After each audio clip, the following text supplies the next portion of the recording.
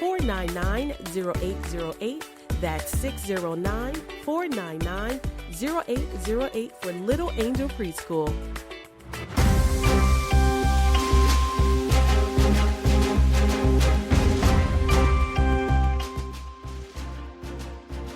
Welcome back to the Global Spiritual Revolution Radio. Here's your host, Bishop Larry Gators. Thank you so much, Brother Angel. 609-614-3801. Again, quickly, beloved, 609-614-3801. We are live through the Life Radio Network, 92.9 FM, 1460 AM on your dial. You can also continue to send us your questions. We would get to some of your questions during hour number 2. All right, at Global Spiritual Revolution Radio at yahoo.com. Again, quickly, beloved, Global Spiritual Revolution Radio at yahoo.com. You can also listen to us on the iHeartRadio Network in the iHeart Media Group in New York City, New York. All right, the paradigm of manipulation and the paralysis of emotion, unpacking, beginning with the surrounding events of the Civil War between North and South, and coming to this very present day concerning the rioting that's happening in the United States and actually all over the world.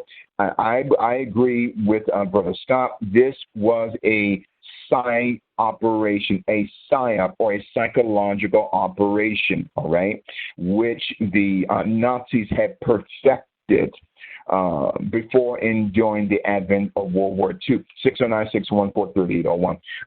Pastor Scott, let's start with the funeral procession, okay, of George Floyd. I put up a posting, I think either yesterday or the day before yesterday on Twitter that, and to all of our Global Spiritual Revolution partners, if you get a chance, go to Google Images and type in the funeral procession of George Floyd, who they call Perry Floyd. They carried that. There were 6 men, man of God, that carried the casket, the coffin of George Floyd on their shoulders. That is a ritual that goes back to the Knights Templar. The Knights Templar, who were created in 1119 A.D., they were the military arm of the global Vatican system during that time. And then after the death of one of their leaders and founders, Jacques de Molay, matter of fact, as a side note, Jacques de Molay would often kill his enemies or opponents by taking his knee and putting his knee on the back of a person's neck. Okay? So then that in funeral procession of George Floyd with that casket on the shoulder, not on the side of the bodies of the 6 pallbearers, but on the shoulder. And to all of our Global Spiritual Revolution partners, if you get a chance, purchase the origins of Freemasonry and the Knights Templar, okay? So when we say Templar, it means the temple or a state of thinking. So that is also with the casket on top of the shoulder. That is also rooted in Black Prince Hall Freemasonry. Okay? And then I'm going to say this and then get out of the way so Pastor Scott can take us into a deeper understanding of this psyop. Then when we look at George Floyd, now it's to my understanding, I've been getting mixed reports and views from people.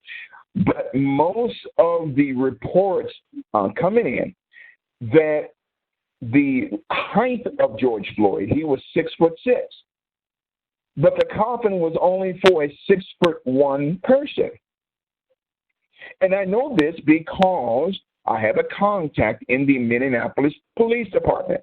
Okay, I have a relative who is a cop in Minneapolis, but what I'm saying to you guys now, I have not spoken to my relative.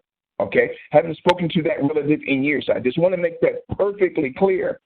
But there is a contact person, a Nigerian brother, who is a cop, who is also a pastor, right, in Minneapolis. He said that the size of the coffin was only built for a person who's 6'1", but George Floyd was 6'6". So something's not right, Pastor Scott. Again, I'm not castigating the family of George Floyd. The American people, we deserve to know the truth. And you may mention of this 7 Sigma Simulation Systems company. Its founder and CEO was a man by the name of Chris Wyrobek, capital W-Y-R-O-B-E-K. So Chris Wyrobek was a major financial contributor to both Barack Obama and Hillary Clinton. And Chris Wyrobek is very connected to the Minneapolis Police Department, okay? So I just wanted to bring some of those insights out, okay? The Chris Wyrobek, the founder of 7 Sigma Simulation, and I believe that company was burnt down. I don't believe it was burnt down, man of God, because the rioters were trying to connect Mr. Wyrobek to the death of George Floyd. The deep state had destroyed that building in order to destroy evidence. Am I correct in saying this, my friend? I completely agree with you. I think that this is what we see here. I mean, there's also a case that was sent to me, and I'm still researching it, but apparently there was a sexual assault case related to the CEO as well, which, again, doesn't surprise us at all. Wow. Because there's always to go hand in hand. So it is no question that, again, this goes back to your analysis of last week, and I don't know who was insuring him, but money's on Berkshire Hathaway, by the way. They had the insurance on the building. I'm just kind of getting that. But that's right. It is interesting. This is the classic, this is exactly how you cover an insurgency. You train an insurgent army. They are armed with bricks and Molotov cocktails and other various explosive devices to ignite fires. They create the chaos. As you pointed out, Black Lives Matter then becomes the propaganda arm, so they're pushing the racial cause as the Black Lives Matter pushes the racial cause. This is an interesting thing that I just don't see anybody picking up. Notice how there's no militant difference between there's no militant activity of Black Lives Matter fighting Antifa. But if we look at each of the groups, Black Lives Matter, they're black, and Antifa's white. That should tell everybody everything. This entire thing is a psyop. Yes. We're saying that there's a racial disparity and hate, and yet somehow 2 militant arms have managed to come together in a common agreement to burn it all down. That's not peaceful protest. That's manipulation, psyop, and insurgent activism to destroy a nation. We also know that by the Project Veritas video that came out today, that there's an open acknowledgement that George Soros was funding Antifa. We also know from previous research that there is open money going to Black Lives Matter. Now, I'm going to just deviate here just a minute because I'm going to come back to all this, but there's something that's of interest that as you were talking, I remember, and it goes back to January 21st of 2011 in an article in Stars and Stripes. And it's a reference to an accusation that was made on General Stanley McChrystal. And I'm going to come back to him because this is all part of this. Mm-hmm. I find it, he denied this, but it's so relevant now. The accusation was that he was a member of the Knights of Malta and Opus Dei, both Catholic organizations. Okay? Now, let's walk this whole thing. And let's begin with St. John's Episcopal Church, Lafayette Square. So St. John's Episcopal Church, Lafayette Square, President Trump is burned on the night before. President Trump the next day goes to the Rose Garden and it's not burned completely down, but it's damaged, right? And President Trump on that day then gives a speech in the Rose Garden and then briskly walks across the Rose Garden, unexpected, and he walks in front of the church and he raises a Bible. It appears to be the Hebrides Bible, which could have some really bigger significance than we realize if, in fact, it was the Hebrides Bible that he has. And the reason for that is this. The Episcopal Church was originally set up to be a true American church, breaking from the Anglican Church and allowing its own leadership to be domestic to the United States without having to report to the Church of England. Furthermore, the Episcopal Church was the Anglican line was part of the Reformation when they broke from Rome, and they set up their own what they would consider to be the true teachings of Christ.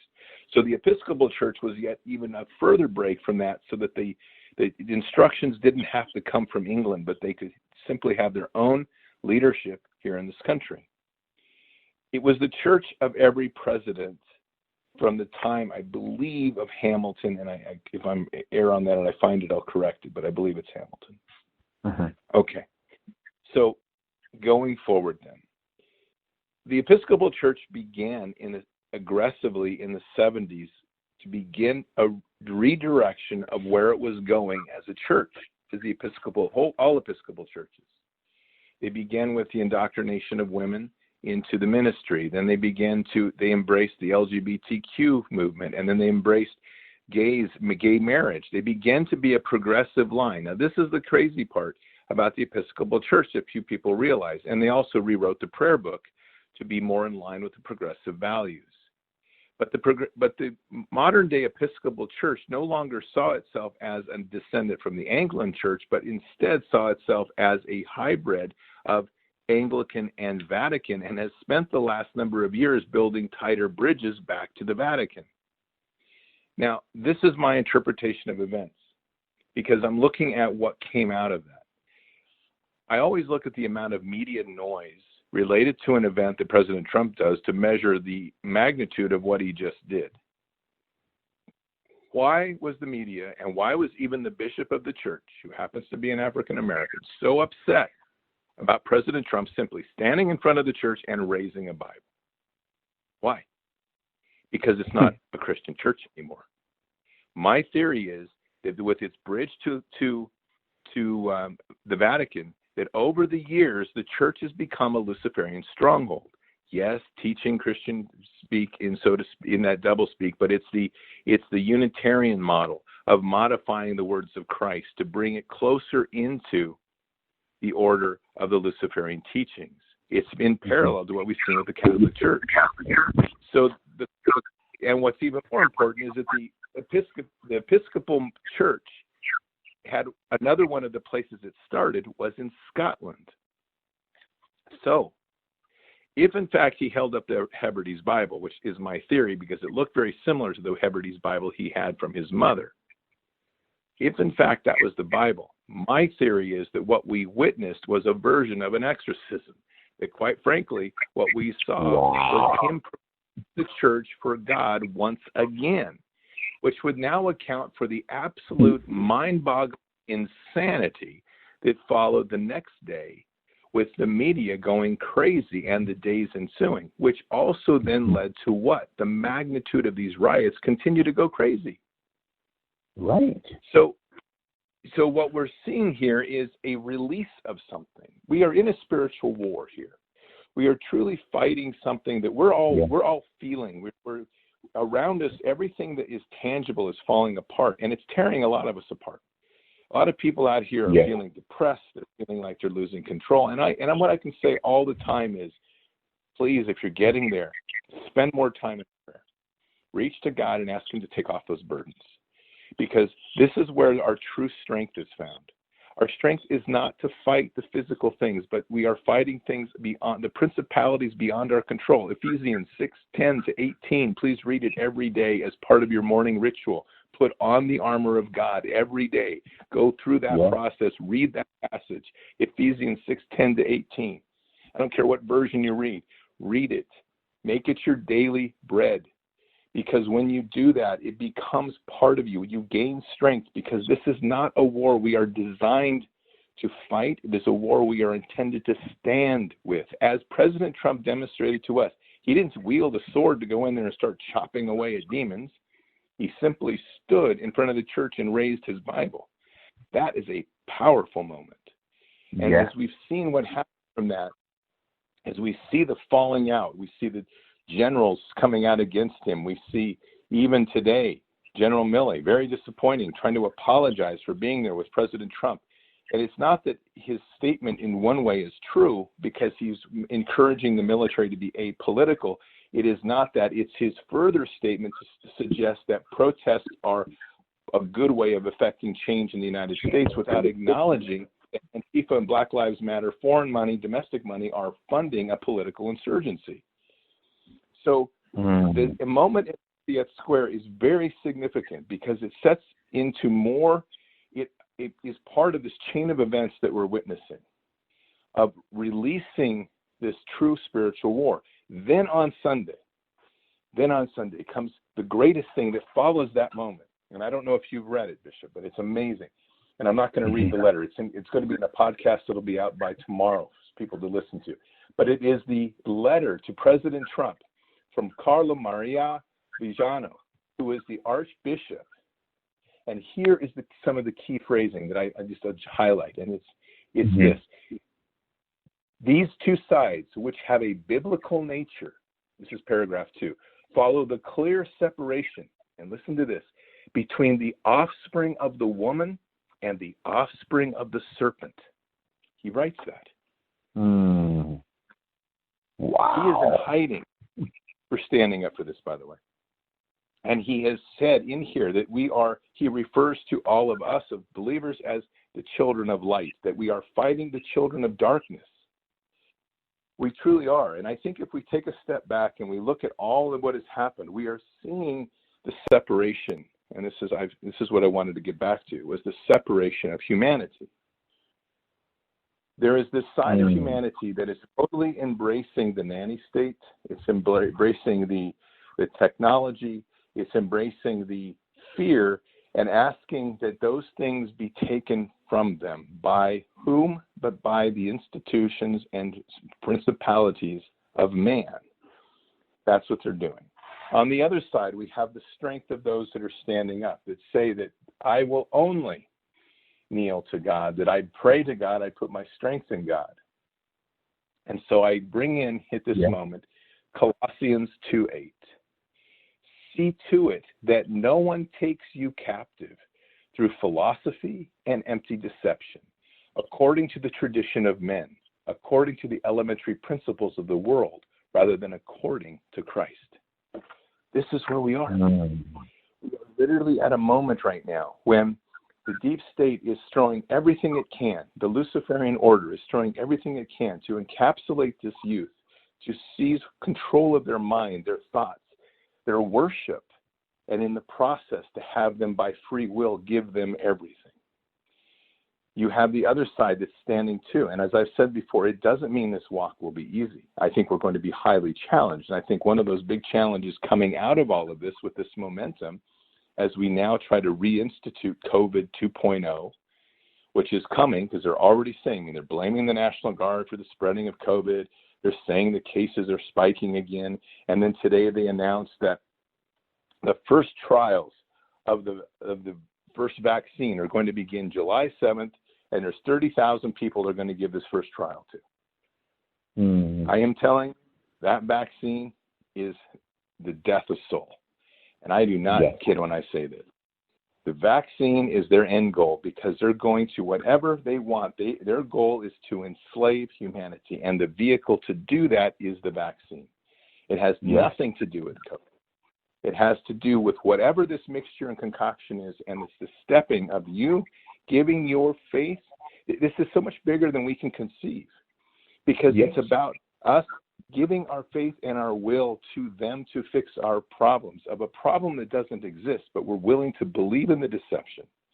And in doing so, whatever is injected in us, I truly believe there is no coming back from. And I mean this. I've never felt more strongly about something in my life. I've had vaccines in my life just by virtue of having been in the military, having gone overseas. I've never had an issue with it. But this is different. This is a completely different thing. And every single prayer I have, the session I have, this issue comes up. It is truly a moment of time of separation. Now, I'm sure you've heard of this term, but it's the one that I've started studying this week, and it has to do with the concepts of realities. So in the religious scholarly area, there's something called amillennialism. Amillennialism. And this has to do with the return of Christ. And why this is important is that this deals with another concept in quantum physics. And it's the two now start to come together. Now, I have been in a statement I've said all along that I don't push the principles of that we're in the phase of revelation. I say instead that we're in a version of Exodus 2.0. And there's a reason I say this regularly. Because if we focus on revelation, we're driven to faith through fear of having to get saved before the end of time. That's not the right motive. Instead, we need to come to God with a pure heart and a place where we come to God willingly and wanting to be part of Him. I truly believe that we're not at revelation yet. I believe that the phase that we're in is another version of setting us free.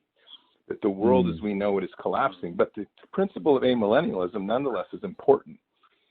In this concept of amillennialism, basically what happens is that you end up with, in their way of discussing this, Christ returns, and in that moment, all those that believe in Him are brought into the kingdom of God. And all those that do not forever live outside of the kingdom of God. But they can see the kingdom of God, but they can't get to it. That's quite frankly a living hell. Now, where we are headed here is we're seeing a split in humanity right now. We're seeing those that are willingly believing and worshiping the state. We're seeing it happen before us. They're following the anger, the fear, the riots. We have a video of a guy the other day where a young man is sitting below a statue they're tearing down. The statue falls on his head and literally cracks his skull to where he's basically dead. The rioting and violence has become so normal to this generation that a young African-American kid comes up and is interviewed on the spot, and he talks like this. He says, yes, it's unfortunate. He got in the way of the falling of the statue. When it fell, it cracked his skull open, and it was obvious we could see brain matter coming out. And so we just asked you to pray for him. It's like, what? I mean, this is a dramatic event.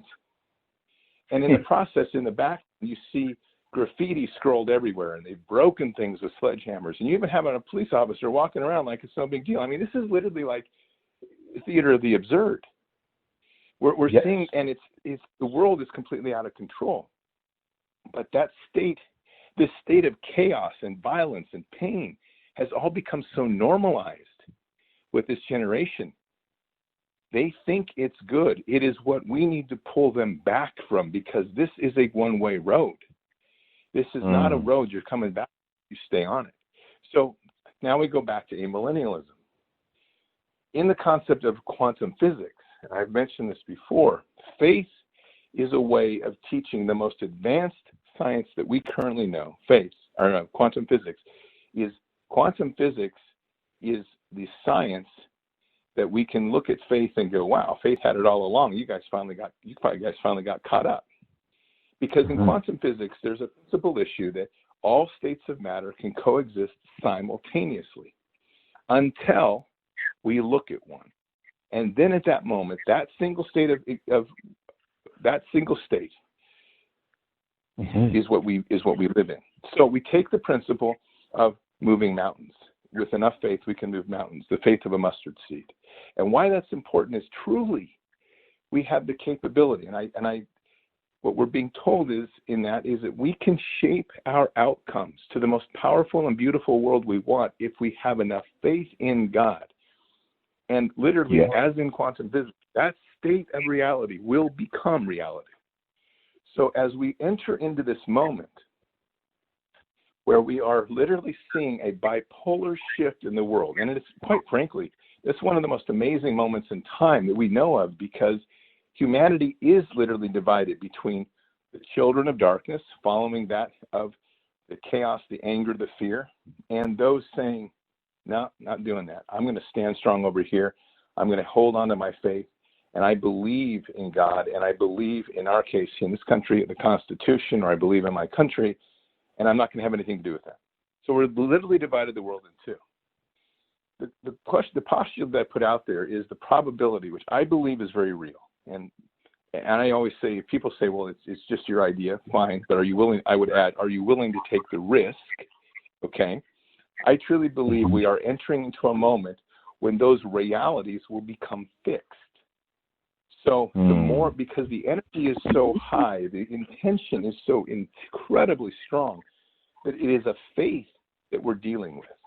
Those that are holding strong to no fear, that are holding to God, are believing in a future that is more powerful, more prosperous, with infinite possibilities.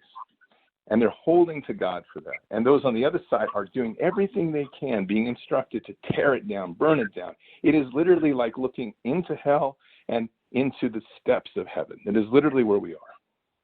And in this moment, this culmination point, I truly believe, is going to come where those realities become fixed. So we're back to amillennialism. The principle is that you could literally have one group that for the rest of their eternity lives in that space where they can see across the way to those who live in joy, happiness, but they can't touch it. They can't feel it. They can't reach God. That, to me, is what's at risk right now. And it's why this is so dangerous for these youth. The podcast I did last week called Reflect was targeted at the youth to say, listen, I get what you're doing. I get it. But here's the deal. You're walking down a road that there may be no return on. And just because you're young does not mean that you get a pass. It doesn't mean that at all. Just like all things, there comes a point that if you don't understand the true basis of the scripture, which always goes back to the Old Testament, you would understand that we don't live in a new age world where it's all love and happiness and no accountability. Quite to the contrary. Christ was about accountability. His sacrifice was about accountability. And now that when we go back and we look at the Old Testament, we see for real that these words, God's love is infinite. But there comes a point when those that refuse, his wrath is total. And that's, to my feeling, where we are arriving at that point. Just as happened with the separation when Moses took his people out of Egypt and they walked across that Red Sea. And you imagine them walking. Imagine walking in the sea.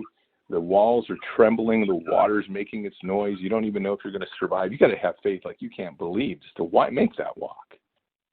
And then as you are finishing the walk, the ocean walls the ocean that's being separated begins to fall in on itself and wash away the Pharaoh's army.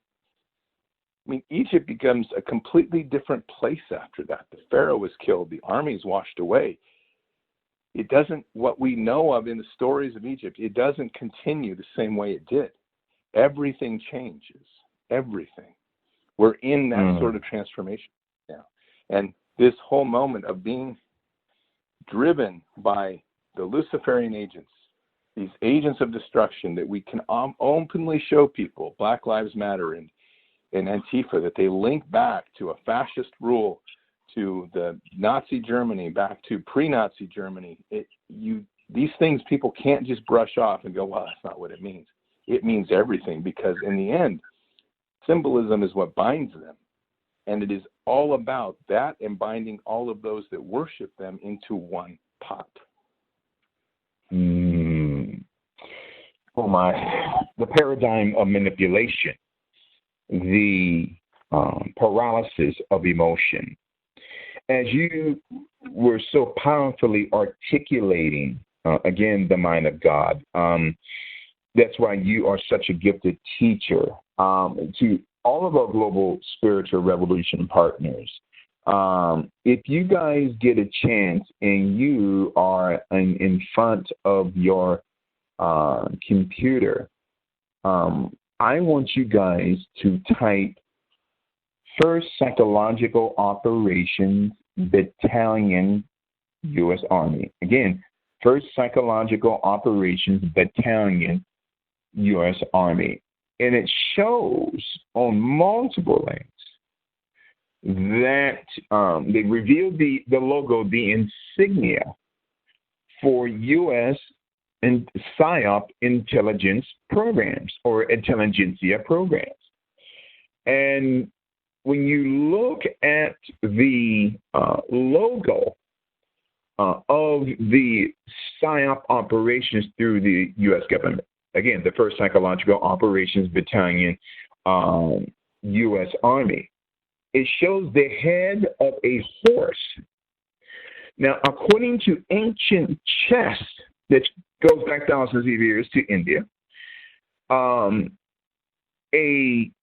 head of one of these pawns is that of a horse.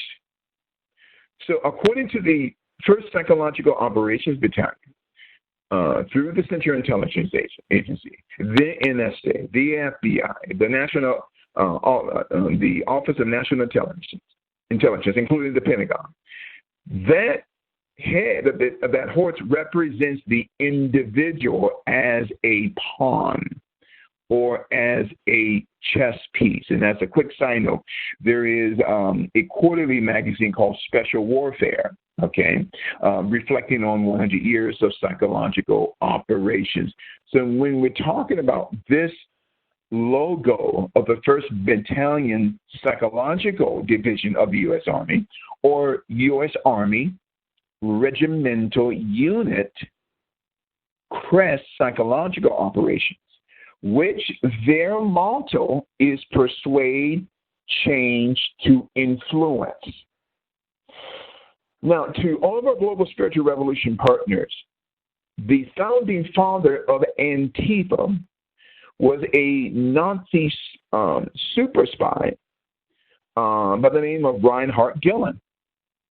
The motto, the theme for the original Antifa section of the SS was persuade, change in order to influence. Oh my God. So that term influence, man of God, gives birth to a term called influenza. Influenza. What is that? A sickness. So Minneapolis, Minnesota is a sickness. Baltimore, Maryland, Freddie Gray is a sickness. Ferguson, Missouri, Michael Brown is a sickness. Okay? I'm not saying those individuals are, but the PSYOP, the psychological operations, which the deep state has been manipulating the black psychic of black people for hundreds of years. Persuade, change in order to influence. That is the logo of the U.S. Army Regimental Unit CRISES Psychological Division through both the CIA, the NSA, and the Pentagon. But the United States intelligence apparatus was not the first ones that come up with this concept to persuade, to change in order to influence. Because also when you look at not just the head of this horse, which represents a chess piece. Now, according to a lot of clinical psychologists and those in the field of neuropsychology, there is a theory called the Gestalt theory, capital G-E-S-A-L-T. Now, to our Global Spiritual Revolution partners, if you get a chance, go onto Wikipedia and type in Gestalt theory or Gestalt therapy. Type in Gestalt psychology. Gestalt psychology. And it shows on the upper right-hand corner, a Greek letter psi, PSI. But that same logo that we see for the Gestalt theory, man of God, is also on the U.S. Army Pentagon Psychological Operations insignia logo. It is the same verbiage, okay, that the Third Reich instituted 75 years ago to persuade, to change, in order to influence. So we're going to persuade Black America by killing George Floyd in order to change their perception, the way that they look at white people, but it's nothing more than a demonic influence or influenza, a sickness. And again, before I give the floor back over to you, man of God, to our Global Spiritual Revolution partners, again, when you look at the 1st Psychological Operations Battalion logo, okay, that below both the horse, the head of the horse, and a sword, it has 2 different colors rolled up as a tassel. White, black, white, black, white, black. Minneapolis, Minnesota. White, black, white, black, white, black, white, black. It looks like a twisted tassel. Now, to our Global Spiritual Revolution partners, if you get a chance, look up the official logo for the Central Intelligence Agency. Below the head of the eagle, it shows the very same twisted tassel that's also a part of the intelligence apparatus, okay, in Washington, D.C., of that rolled up tassel that's white, black, white, black, white, black, or white, red, white, red, white, red. Some CIA logos don't have white, black, white, black, white, black, or white, red, white, red, white, red. Some of them have white, then black, black, or black, then white, white. In other words, the CIA is not only a chameleon, but the CIA's logo, that tassel, changes colors according to their adaptability of the mission where they are located in a certain continent. Man, this is heavy stuff. Again, now, the reason why, now, to our Global Spiritual Revolution partners, we're still talking about the paradigm of manipulation, all right, and the paralysis of emotion. You got, concerning psychological operations, there's a great difference between chess and checkers. The American people are playing checkers. They're going vertical, up and down, running here. But the deep state is not thinking through the science of checkers. They're thinking through the psychology of chess. Okay?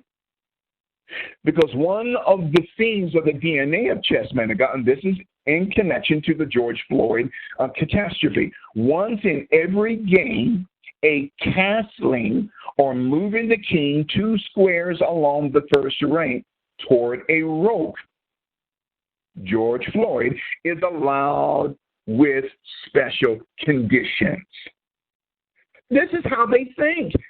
This is how the CIA thinks. So they plan this. They create the catastrophe, the murder of George Floyd, in order to create the conditions of now, which we are seeing now. Now, I'm getting some emails coming in, and they're asking me, okay, and I believe Jason Goodman and his listeners had asked me the same thing. Well, since we see, Bishop, the rolled up tassel of white, black, white, black, white, black, or white, red, white, red, white, red.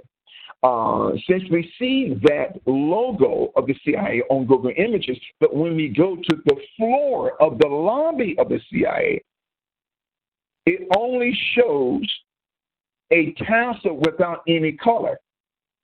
So somebody may say, why don't we see the white, red, or white, black tassel below the head of the eagle on the floor of the CIA? Because what you're seeing, you already know this, Brother Scott, but what we are seeing here, okay, the floor, the lobby floor of the original CIA, man of God, that was created after the advent of World War II.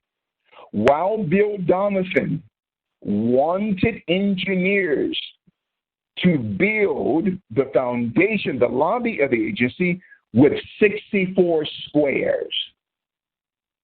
Well, that's the number of squares that's in the game called chess. Oh, man, oh, man, oh, man. In other words, the reason why we don't see the roll-up white, red, white, red, white, red on the floor of the lobby in the CIA, because those 64 checkers represent the unrolled tassel that you see rolled up on Google Images. Man, God had revealed this to me. It was absolutely mind-blowing, okay? 64 squares within the lobby of the Central Intelligence Agency. That equals 64 squares of a global chess game. This is a game, right, that the deep state is playing, okay, by manipulating the emotions of a people who don't know who they are. And they know black people have not been totally delivered from their historical pain and their historical trauma. So they're creating the conditions, Pastor Scott, in order to force us to make a move that we normally would not make had we not been traumatized. Oh, man, my mama. See, oh, my God, I wish we had more time. In other words, I constantly teach, Pastor Scott, that in order to defeat darkness, the Church of Jesus Christ must be trained and taught how the powers of darkness is thinking. This is called the rules of engagement. And that's why the church is in the condition that she's in, because we are not being taught the spiritual rules of engagement. Why are there 64 checkers on the floor of the CIA floor? In other words, every person that walks into the lobby of the Central Intelligence Agency, they become a pawn, a chess piece. And then the higher you go up in the agency, the more likely that you will end up dead later on in your life because you know too much. Again, who would think of that? Think about this, Pastor God. Who would think in their right mind to create the lobby of the Central Intelligence Agency, the original lobby, with 64 squares equaling a chessboard game? And then the CIA logo doesn't have the white, red, white, red, white, red, or white, black, white, black, white, black, because what you're seeing now on the floor of the CIA is that castle that was rolled up. It's unrolled and flattened, and it becomes the 64 squares within the lobby of the Central Intelligence Agency. It is a game. It is a game. In order to persuade, to change, to bring about an influence of what I call a sickness in America. This is where we get the term influenzas. I just wanted to point that out, Brother Scott, because, again, this is how the agency thinks. In order for America to expose darkness, we must have a relationship with Jesus Christ, number one. And number two, in that relationship with Christ, the closer we get to Christ, the smaller we become, the greater he becomes. But also, the closer we get to Christ, more revelation that God shows us concerning darkness. So the very floor of the CIA is one gigantic chessboard game, where the players are kings, okay? Where the players are not just kings, okay, and queens. You got bishops, you got rooks, you got pawns. This is, again, Pastor John, you know this. This is how the agency was created, to create chaos, to manufacture crisis, and just like the movie, wagging, not wagging the tail, wagging the dog. The emotional side of black people is wagging the dog. In other words, we're constantly allowing the deep state to create an atmosphere that will cause people to riot. These players, the king, the queen, the queen, the rose, the bishop, the knight, and the pawn. George Floyd, may God rest his soul, he was a pawn. Freddie Gray in Baltimore, he was a pawn. They didn't arrest and kill Freddie Gray some years ago in Baltimore because he's black. Freddie Gray was a major crack cocaine dealer who had worked for the Baltimore Police Department. No, Bishop is not saying every cop in Baltimore was on the take. But 70% of the cops were. That's why they took out Freddie Gray, because he was going to expose him. That's why they took out George Floyd. Why? Because the entire apparatus of the Minneapolis Police Department were not only involved in drug trafficking and drug distribution. But remember, George Floyd got arrested. Why? Because he had a counterfeit $20 bill. Well, Brother Scott, back in December 2019, the FBI had confiscated nearly $1 million of counterfeit money. What did George Floyd know? Well, who's involved in that? And not just the drug trafficking of that state, but also counterfeit money. Derek Chauvin, his three buddies, in the entire apparatus of the Minneapolis Police Department. These men were not killed because they were black. They were killed because they were going to expose those specific police departments, whether it's in Minneapolis, whether it's in East St. Louis, Baltimore, Central Florida. It's the same game going on all the time. And again, I'm getting emails coming in stating, Bishop, you guys are blowing my mind concerning that 64-piece chessboard floor as you walk into the lobby of the Central Intelligence Agency. Because it's an agency. It is not a theory. It's not a corporation. It's not an incorporation, okay? It is an agency or a company of deep state Baphomet Luciferian thinking people whose sole intent is to destroy humanity by using on the grounds of national security that we must protect the national security of the United States of America. In other words, George Floyd was a pawn that was checkmate on the 25th of May, 2020. What say you, man of God? Oh, this is so powerful today. Well, I think that where you hit on it is amazingly powerful because it is a game to them.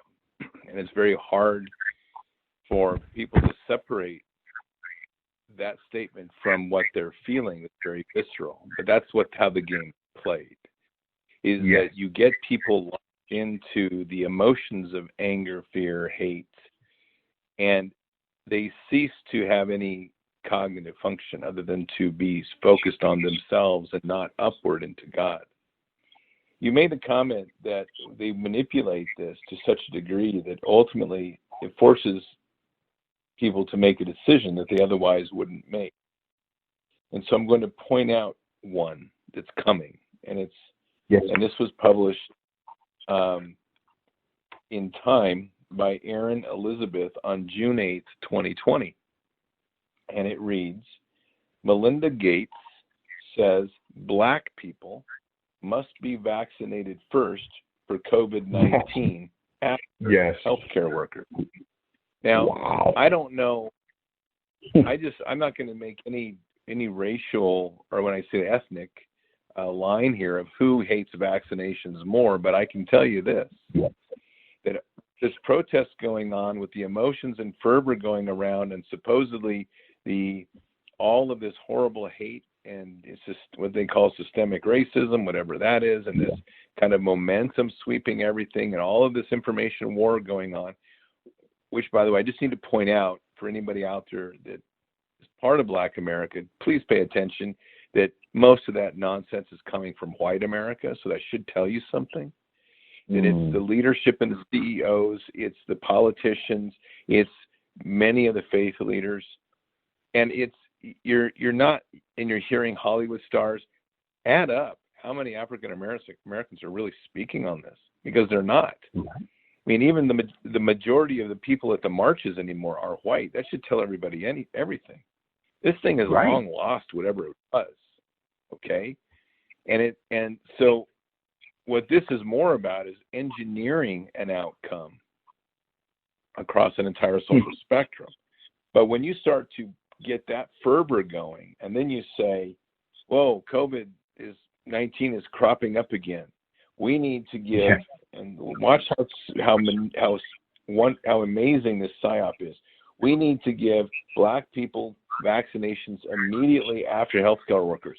Well, what they've managed to do over this entire event is, one, they have elevated the importance of Black America. Now they're saying to Black America, you're so important to us that we're going to make sure that outside of healthcare workers, you are the first ones to be treated. Need I remind everybody, if you don't know it, please look into the Tuskegee experiment, when Black America was offered free health care and instead was injected with syphilis. Do not think that this vaccination thing is a game, and it's not out of goodwill. Whatever they have in mind with this, they're targeting a race for a very specific ethnic class for a very specific reason, because they know that they can control them better than anybody else. Yes. And the thing about this, and I don't know what this is going to do, but when these vaccinations are based on they're based on injecting something called an RNA bonder. And what that does is it manipulates the way your RNA reacts to things. We don't know what this class of vaccinations does in the long term. What I know is it genetically modifies the very being that we are, which is right at the core of the Luciferian model, which is to take what God does and to change it, to destroy it, and to mock it. And that's what we're headed into. And I'm doing a piece coming out this evening about this specifically, and it's about transhumanism. And I encourage people to listen to it, because it is very much on this topic of the lures of science to promise the greatness and enlightenment and all this, when it's completely the new brand for the Luciferian model. And the vaccination is the first step in this. They are losing traction with the conservative base in this country. The Trump base is pretty much, the numbers are pretty phenomenal. It's like 70 to 80% of the President Trump base are against vaccinations. But if they're saying this, that they're going after Black America now as the first ones to be injected, they're making a metric, an analysis that the majority of Black Americans will go along with this willingly, not because it's good for their health, but because they're going to be able to tell them, you're first because you're special. That's a complete psyop. And it's being done for a reason. Yes. So, again, think logic. Don't be used. You know, I am honest when I say this. I think there are some people that don't believe me, and I really don't care. I never grew up with the concept of risk. I didn't understand it. I said this last week, and I am true to this. And I still don't, because I look at Americans and I look at all these protesters, and I really just like, whatever. And it's like we're supposed to acknowledge people by ethnic color. And it really grates on me, even when I say it here on this show. Okay? Because we are Americans. We are designed as a melting pot by principle for all of us come together. It is truly a blessed model of a country. We come together. We have problems. We have things we have to grow from. But it is not, we are at a point now, when we look at these protests, I just need to point this out, that the protesters are a minority in the number of population across this country. As much as they may think that they're swinging the whole population, I got news for you. The only reason you're getting as much attention is because the media is giving it to you, because they want to use you for something. But the numbers of people that are out minority. There's an amazing set of footage that shows all these people moving into Philadelphia, this mass movement. And you have to look at this very carefully. I'm going to guess 8,000 to 10,000 people in that movement. Okay. So, wow. It's like they filled the whole plaza. They're coming in. It's like, we own the world, except one little thing. Pay a lot of attention to how the cameraman shot that shot, because he's in a helicopter. He starts by putting the camera top of the lens shot so that it's at the very back of the movement, and he pans forward very carefully. And you see all these people that just happen to be moving and starting at the same time. So the whole thing was coordinated. Except at the very end, he lifts the camera up just a little bit, and you realize that of all these people that are there that have now stood at a staging area and took off at the same time, there is nobody behind them. Now, Philadelphia is a city of a couple million people or more. So you've got about 10,000 people now that are supposed to be speaking for everybody. That group, you are a minority. And so I point out in all of this movement, as much noise, destruction, burning of buildings, I just want to point out the other side of America that no one's talking about. No one took up arms to go hunt you down as a protester. No one went out and started creating militia armies to fight you, to scoop you out. They're not hunting you at home, but the protesters and rioters are. Protesters and rioters are going to people's homes and throwing bricks. They're going to businesses and burning it down. But that never happened the other way. So who has more of a statement here? Who has greater faith? Who has greater maturity in understanding change? It's not the protesters. And the reason, when we get down to this, is the protesters have demonstrated one thing: an unbelievable emotional immaturity, not maturity, for what you've accomplished. The legacy this generation will carry will be the legacy of damage and pain you try to extol upon people that were innocent. The legacy that the others that did not participate, that sat by, will have is temperance, tolerance, grace, and forgiveness, Christian values. So this is a time to choose, and it's not a game. You're at a breaking point in life. For all those out there that are part of the protests that are screaming that this is what we need to do, defund the police, do this, you may get your wish, but it isn't going to be what you want. As a final caveat to this, because I'm looking at our time, the media now is pushing the narrative that Camden, of all places, Camden is the great example of creating a citizen-type police force where there's no more police violence. You need to look in. I lived across the river from Camden. Let me tell you about Camden. Camden, on a scale of 100 being the safest place in New Jersey, Camden is given a number of 5. It is so dangerous in Camden, you don't go around at night. No, there's no cops around because there is no cops around. It's just a violent hellhole over there. It's 1 out of 62 people. 1 out of 62 people become victims of a violent crime, as compared to 1 out of 468 in the state of New Jersey. It is an absolute war zone in Camden. So there is no model to succeed here. The point is, don't be manipulated. Think clearly, and most importantly, and we say it every show, and it's so important, prayer. Get close with God and anchor yourself in faith. I can't say that enough. This is the time to do it. This is not a game.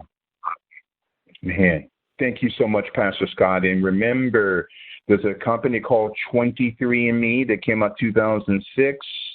Was formerly owned by Google, is now owned by GlaxoSmithKline. 23andMe. Now, why 23? There's 23 chromosomes in the man and 23 in the woman. That's 46. The serpent spoke 46 words to the woman Eve in Genesis chapter 3.